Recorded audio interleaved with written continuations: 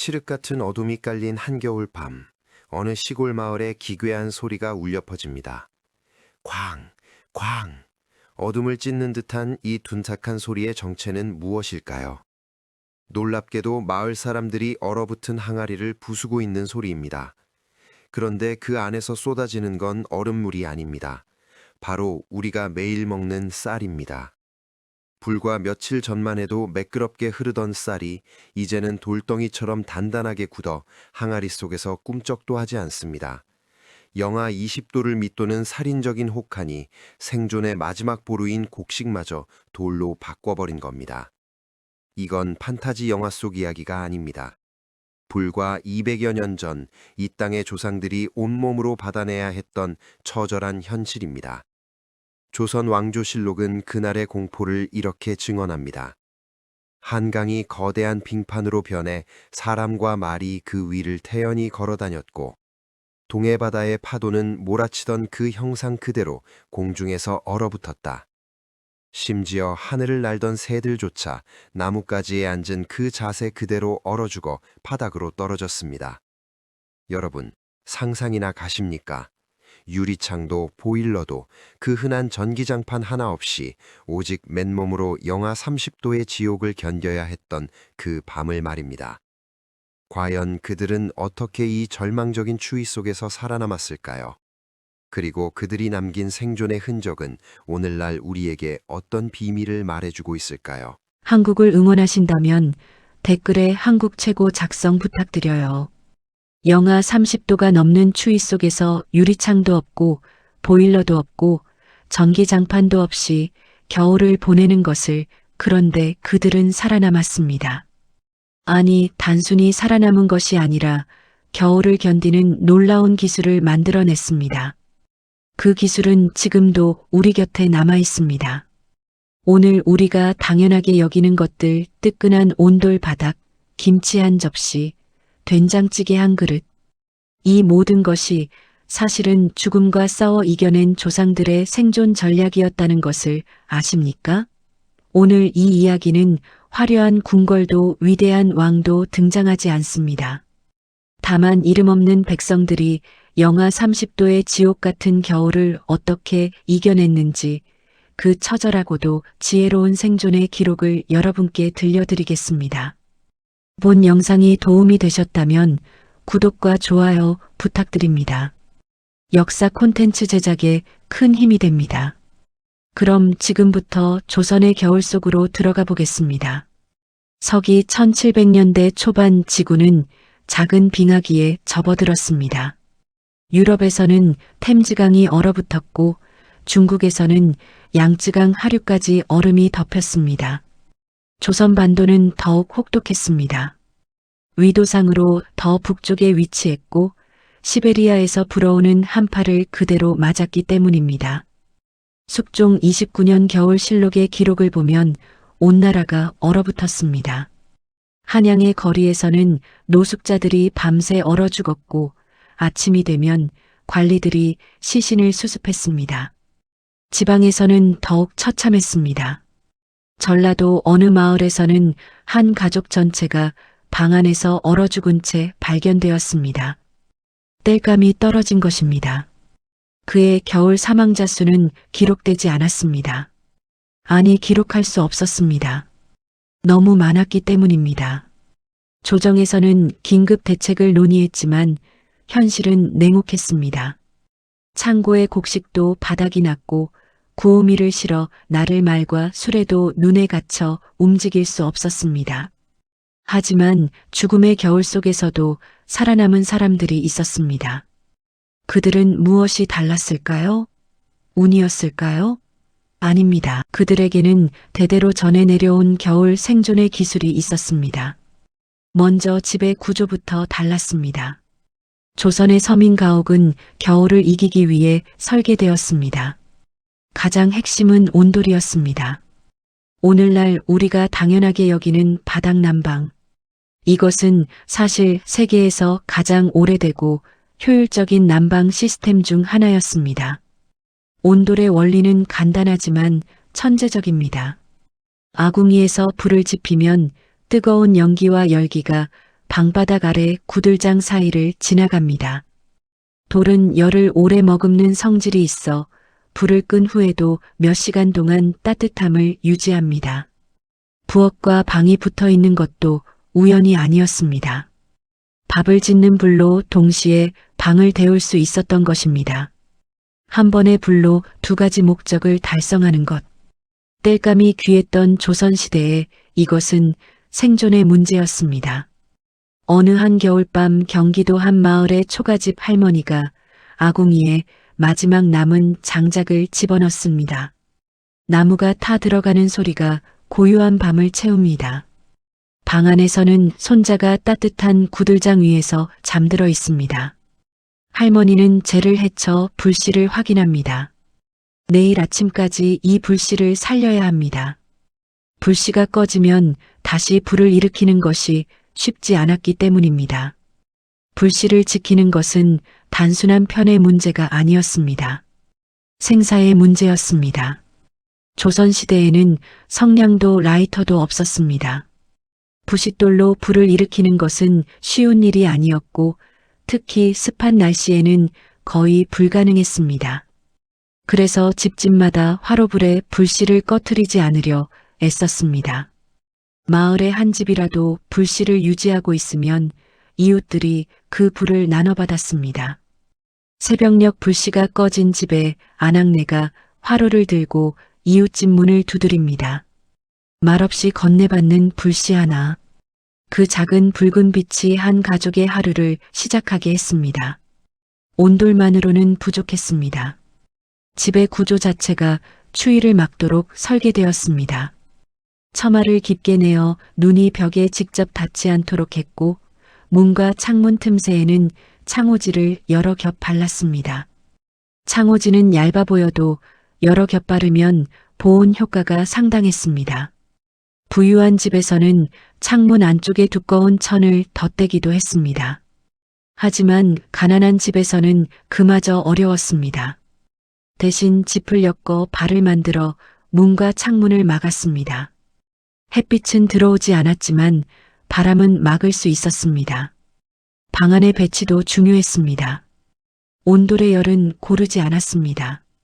아궁이와 가까운 부분은 뜨겁고 멀어질수록 식었습니다. 그래서 가장 따뜻한 자리 이른바 아랫목에는 노약자와 어린아이를 재웠습니다. 젊은 어른들은 상대적으로 덜 따뜻한 윗목에서 잤습니다.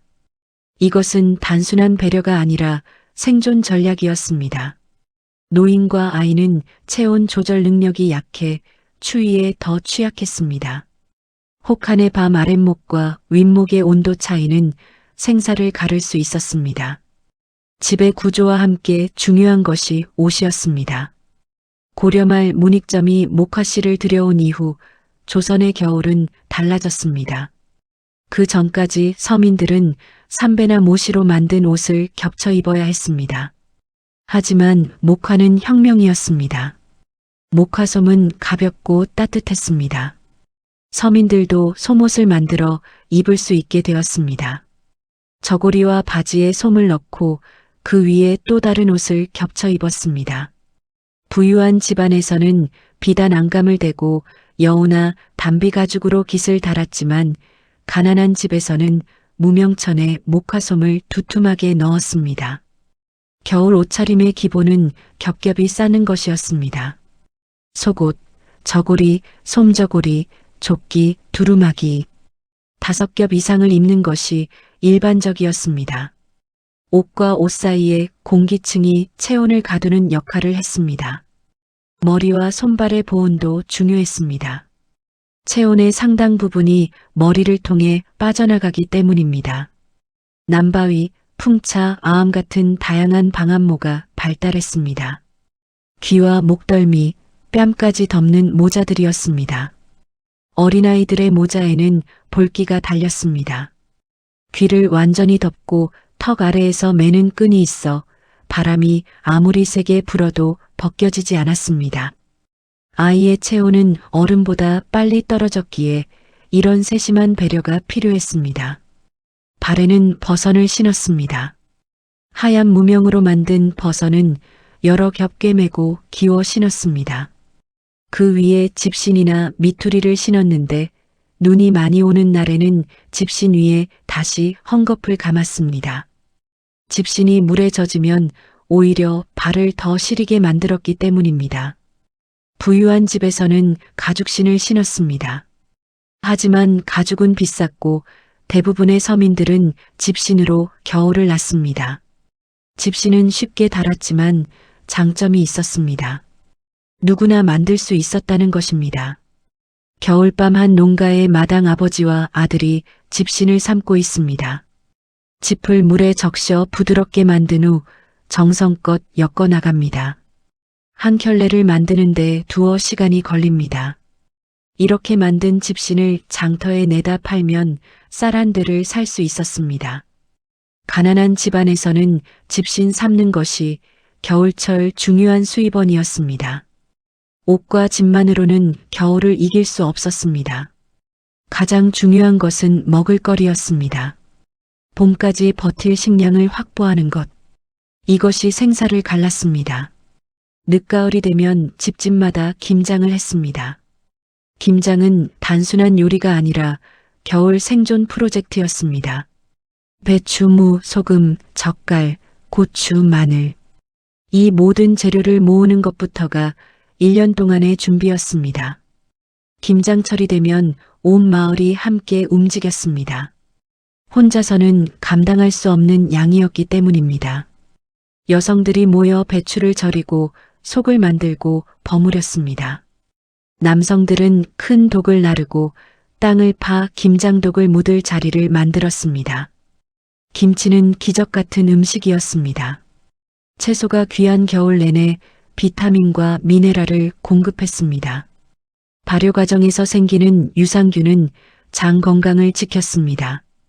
현대 과학으로 분석해보면 김치는 겨울철 필수 영양소를 거의 완벽하게 갖춘 음식이었습니다. 김장독은 땅에 묻거나 반쯤 묻었습니다. 땅속 온도는 영하로 내려가지 않으면서도 충분히 차가워 김치가 얼지도 않고 너무 쉬워지지도 않게 보관할 수 있었습니다. 옹기의 미세한 구멍은 공기를 통하게 하여 발효를 도왔습니다. 김치와 함께 중요한 것이 장류였습니다. 된장, 간장, 고추장. 이 세 가지는 조선 식탁의 삼총사였습니다. 장을 담그는 것은 대단한 기술이었습니다.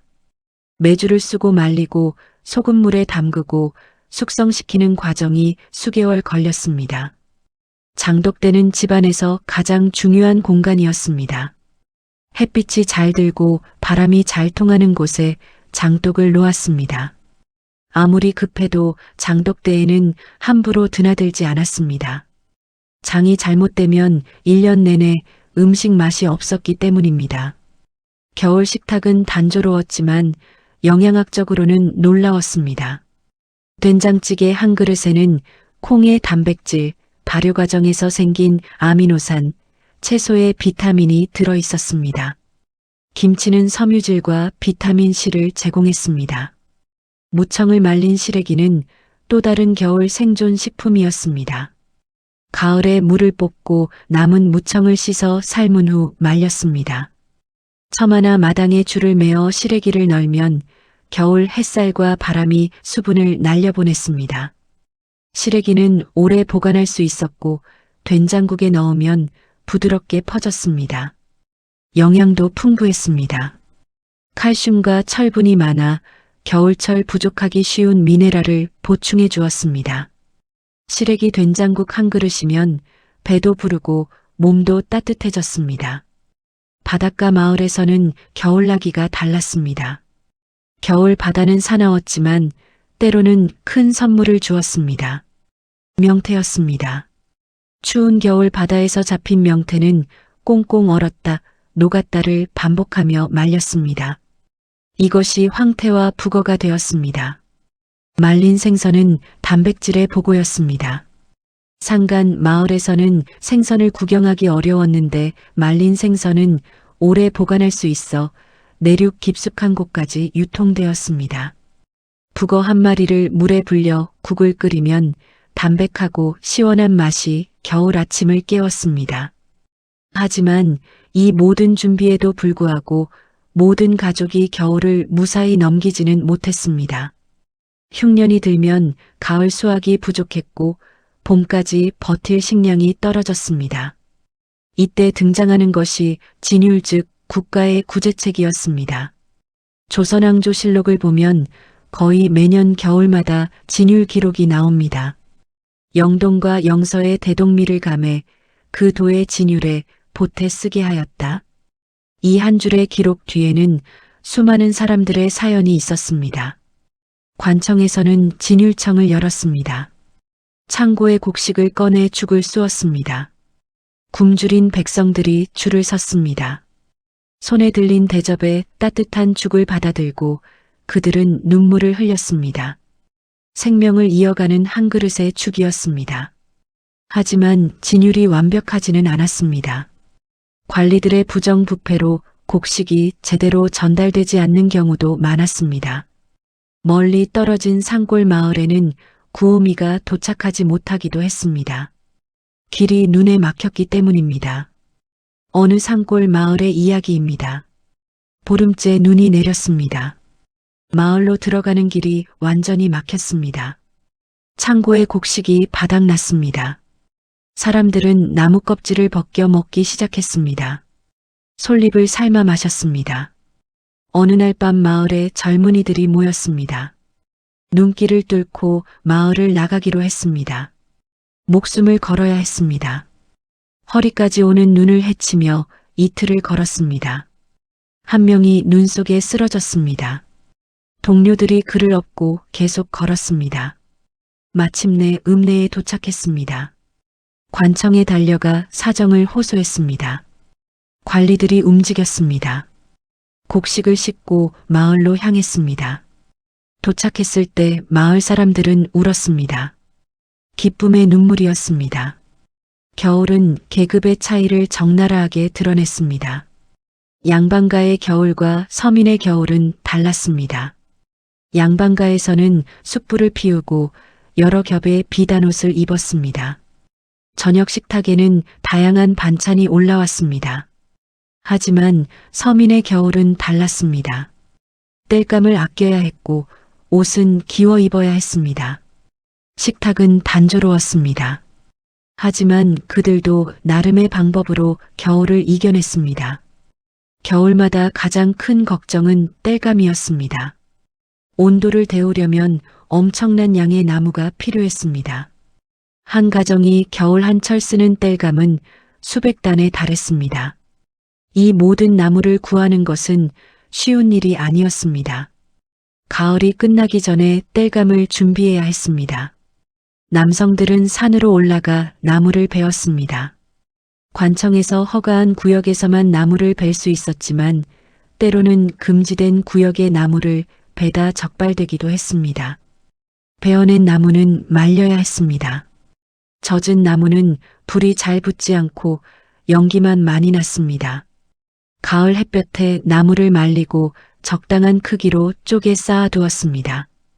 집 뒤편이나 마당 한쪽에 나무를 쌓는 것은 겨울 준비가 끝났다는 표시였습니다. 하지만 가난한 집에서는 땔감을 충분히 준비할 수 없었습니다. 산에 가서 떨어진 나뭇가지를 주워야 했습니다. 새벽부터 산에 올라가 나뭇가지를 주웠습니다. 아이들도 작은 등짐을 지고 산에 올랐습니다. 겨울 아침 한 어린아이가 지게에 나뭇가지를 지고 산을 내려옵니다. 숨이 가쁩니다. 하얀 입김이 공중에 흩어집니다. 집에 도착하면 어머니가 기다리고 있을 것입니다. 이 나무로 오늘 하루 아궁이에 불을 지필 것입니다. 땔감을 구하기 위한 노력은 숲을 변화시켰습니다. 마을 가까운 산의 나무들은 점점 사라졌습니다. 민둥산이 늘어났습니다. 조정에서는 산림보호 정책을 폈지만 현실은 냉혹했습니다. 얼어 죽느니 나무를 베는 것이 당연했습니다. 일부 마을에서는 공동으로 산을 관리했습니다. 나무를 베는 구역을 정하고 돌아가며 벌목했습니다. 벤자리에는 다시 나무를 심었습니다. 하지만 나무가 자라는 속도보다 베어지는 속도가 빨랐습니다. 겨울 식탁의 하루는 어땠을까요? 아침이 밝으면 부엌에서 소리가 납니다. 어머니가 밥을 짓습니다. 전날 저녁 남은 밥을 물에 말아 데웁니다. 된장을 풀어 국을 끓입니다. 김치 한 접시를 꺼냅니다. 이것이 아침 식사의 전부입니다. 점심은 더 간단합니다. 보리나 좁쌀을 섞은 죽을 씁니다. 물을 많이 넣어 부피를 늘립니다. 한 그릇을 먹으면 배가 불러옵니다. 하지만 금방 다시 허기집니다. 저녁이 되면 온 가족이 모입니다. 밥상을 차립니다.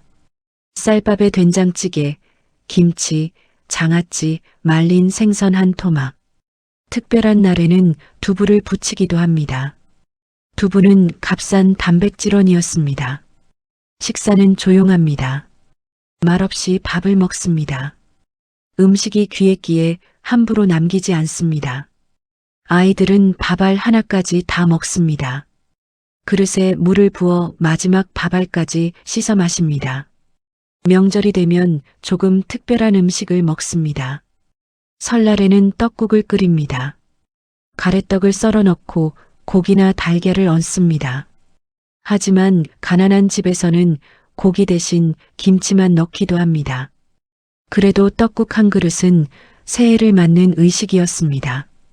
동지에는 팥죽을 씁니다. 붉은 팥죽이 귀신을 쫓는다고 믿었습니다. 과학적 근거는 없었지만 팥의 영양은 실제로 겨울철 건강에 도움이 되었습니다. 팥에는 비타민 B와 단백질이 풍부했습니다. 소금은 겨울 식탁의 핵심이었습니다. 소금이 없으면 음식을 보관할 수 없었습니다. 김치를 담글 때, 장을 담글 때, 생선을 말릴 때 모두 소금이 필요했습니다. 소금의 짱기가 부패를 막았습니다. 바닷가 마을에서는 소금을 구하기 쉬웠습니다. 바닷물을 끓여 소금을 만들었습니다. 하지만 내륙 마을에서는 소금이 귀했습니다. 장터에서 비싼 값에 소금을 사야 했습니다. 소금 한 대가 쌀 한 대와 맞먹는 값이었습니다. 겨울밤은 길었습니다. 해가 일찍 지고 늦게 떴습니다. 긴 밤을 어떻게 보냈을까요? 할 일이 많았습니다. 여성들은 바느질을 했습니다. 기운 옷을 또 기웠습니다. 내년에 입을 옷을 준비했습니다. 남성들은 집신을 삶거나 새끼를 꼬았습니다. 봄에 쓸 농기구를 손질했습니다. 아이들은 온돌 위에서 놀았습니다. 윷놀이를 하거나 공기놀이를 했습니다. 때로는 이야기를 나누었습니다. 할아버지가 옛날 이야기를 들려주었습니다. 호랑이 이야기, 도깨비 이야기, 효자 이야기. 아이들은 할아버지의 이야기에 귀를 기울였습니다. 이런 이야기들이 세대를 거쳐 전해졌습니다. 하지만 촛불과 기름은 비쌌습니다. 대부분의 집에서는 일찍 불을 끄고 잠자리에 들었습니다. 온돌의 따뜻함 속에서 가족들이 함께 누웠습니다. 바깥에서는 바람이 울었지만 방 안은 따뜻했습니다. 때때로 밤중에 이상한 소리가 들렸습니다. 지붕 위를 무언가 걷는 소리. 눈이 지붕에 쌓여 무게를 견디지 못하고 무너지는 소리였습니다. 남성들이 일어나 눈을 치워야 했습니다. 지붕이 무너지면 큰 일이었기 때문입니다. 어느 겨울밤 폭설이 내렸습니다. 아침이 되자 집이 완전히 눈에 묻혔습니다. 문을 열 수가 없었습니다. 안에서 눈을 파내야 했습니다. 마을 사람들이 서로 도왔습니다. 함께 눈을 치웠습니다. 이런 협력이 없었다면 겨울을 이겨낼 수 없었습니다. 혼자서는 살 수 없었습니다. 이웃과 나누고 돕는 것이 생존의 방식이었습니다. 김장을 함께하고 땔감을 나누고 어려운 집을 도왔습니다. 마을의 부자가 곡식을 나눠주기도 했습니다. 이것을 황곡이라 불렀습니다. 봄에 갚는 조건으로 겨울에 곡식을 빌려주는 것입니다. 물론 이자가 붙었지만 그래도 없는 것보다는 나았습니다. 하지만 이자가 너무 높아 문제가 되기도 했습니다. 봄에 2배를 갚아야 하는 경우도 있었습니다. 가난한 농민들은 평생 빚에서 벗어나지 못했습니다. 겨울을 이기려다 큰 빚을 지는 악순환이었습니다. 조정에서는 이런 문제를 알고 있었습니다. 황곡의 이자를 제한하려 했습니다. 하지만 현실에서는 잘 지켜지지 않았습니다. 지방 관리들이 오히려 황곡으로 이득을 챙기기도 했습니다. 그럼에도 사람들은 살아남았습니다. 어떻게든 봄까지 버텼습니다. 봄이 오면 다시 일어섰습니다. 밭을 갈고 씨를 뿌렸습니다. 다음 겨울을 준비했습니다. 이런 삶이 수백 년 계속되었습니다. 세대를 거치며 겨울을 이기는 지혜가 쌓였습니다. 온돌의 기술이 발전했습니다. 김장의 방법이 정교해졌습니다. 옷을 만드는 솜씨가 나아졌습니다. 이 모든 것이 오늘날 우리에게 남아 있습니다. 우리가 당연하게 여기는 것들, 따뜻한 바닥, 김치 한 접시, 된장찌개 한 그릇. 이것들은 모두 조상들의 생존 투쟁의 결과물입니다. 온돌은 현대주택에도 남아 있습니다. 보일러로 물을 데워 바닥을 따뜻하게 하는 시스템. 이것은 조선시대 온돌의 후손입니다. 세계 어느 나라에서도 찾아보기 어려운 독특한 난방 방식입니다. 김치는 이제 세계적인 음식이 되었습니다. 발효식품의 가치가 인정받으면서 김치의 건강 효능이 과학적으로 증명되었습니다. 유산균, 비타민, 섬유질. 조상들은 과학을 몰랐지만 경험으로 이 음식의 가치를 알았습니다. 장류도 마찬가지입니다. 간장, 고추장 이 발효식품들은 단순한 양념이 아닙니다. 단백질원이자 영양 공급원이었습니다. 오늘날에도 한국 음식의 기본 맛을 이루고 있습니다. 온기의 과학도 놀랍습니다. 미세한 구멍이 숨을 쉬게 하여 음식이 잘 발효되고 보관됩니다. 플라스틱 용기에 담은 김치와 온기에 담은 김치의 맛이 다른 이유입니다. 시래기, 북어 이런 저장식품들도 여전히 우리 식탁에 오릅니다. 겨울철 별미로 즐깁니다. 하지만 과거에는 별미가 아니라 생존식품이었습니다. 겨울옷의 원리도 현대 의류에 적용됩니다. 여러 겹을 입어 공기층을 만드는 것, 솜을 넣어 보온하는 것. 이것은 오늘날 패딩과 다운재킷의 원리와 같습니다. 조선시대 사람들은 과학 이론을 몰랐습니다. 하지만 경험을 통해 진리를 발견했습니다. 온돌의 열전달, 김치의 발효, 옷의 보온. 이 모든 것이 과학적으로 완벽했습니다. 그들의 지혜는 단순히 기술만이 아니었습니다. 함께 살아가는 방법, 나누는 방법, 준비하는 방법을 알았습니다. 가을에 겨울을 준비하고 풍년에 흉년을 대비했습니다. 자연의 리듬을 따랐습니다. 계절의 변화를 관찰하고 그에 맞춰 살았습니다.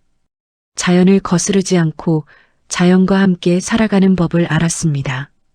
오늘날 우리는 훨씬 풍요롭게 살고 있습니다. 난방도 편리하고 음식도 풍부합니다.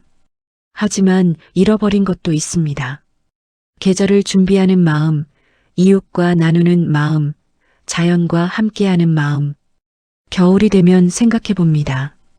우리 조상들이 어떻게 그 혹독한 겨울을 이겨냈는지, 그들의 지혜와 인내 그리고 서로를 향한 따뜻함이 없었다면 오늘날 우리는 존재하지 못했을 것입니다. 조선왕 조실록의 한 구절이 다시 떠오릅니다. 영동과 영서의 대동미를 감해 그 도의 진율에 보태 쓰게 하였다. 이 짧은 명령 하나가 수많은 생명을 살렸습니다. 관청의 곡식이 백성의 그릇에 담기기까지 그 과정에 얼마나 많은 사람들의 손길이 있었을까요? 곡식을 나르던 관리, 죽을 쓰던 아낙네, 추위 속에서 줄을 서던 백성들, 이름 없는 그들이 겨울을 이겨냈습니다. 역사책은 왕과 영웅의 이름만 기록하지만 진짜 역사는 이름 없는 사람들이 만들었습니다. 오늘도 우리는 따뜻한 방에서 김치를 먹습니다. 된장찌개를 끓입니다. 당연한 일상이지만 이 모든 것 뒤에는 수백 년의 지혜가 담겨 있습니다. 다음 겨울이 오면 우리 조상들을 생각해 보십시오. 그들이 얼마나 지혜로웠는지, 얼마나 강인했는지, 그리고 우리가 지금 누리는 따뜻함이 얼마나 소중한 것인지. 겨울은 매년 찾아옵니다. 하지만 이제 우리는 두렵지 않습니다. 조상들이 남긴 지혜가 있기 때문입니다. 온돌, 김치, 발효 음식, 그리고 서로를 돌보는 마음. 이것들이 우리를 지켜줍니다. 역사는 과거의 기록이 아닙니다. 오늘을 사는 우리의 이야기입니다. 조상들의 지혜는 여전히 우리 곁에 있습니다. 우리는 그 위에 서서 다음 세대를 위한 새로운 지혜를 만들어 갈 것입니다.